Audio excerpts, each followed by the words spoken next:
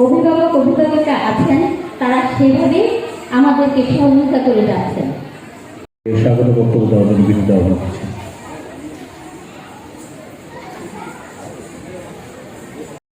খেলাঘর এগিয়ে যাচ্ছে,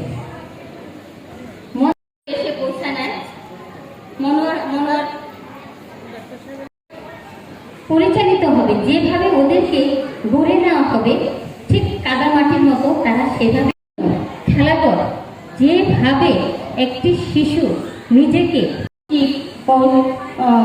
শিক্ষায় তাদেরকে সুশিক্ষিত করা, দেশে যেটি দেখলাম মাননীয় প্রধানমন্ত্রী 2008 সালে ঘোষণা দিয়েছিলেন যে এখানে একটা বিশ্ববিদ্যালয় এবং মেডিকেল কলেজ হবে, বাট সেই নির্দেশনা প্রধানমন্ত্রী কার্যালয়ের নির্দেশনা ফাইল বন্দী ছিল।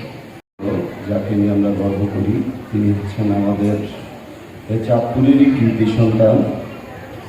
তার পোস্টের মধ্যে ছিল শাসন, শোষণ, নির্যাতন। বিদায় নিয়েছি যে আমি মনে করেছি আমার দায়িত্বটা আমি পালন করেছি।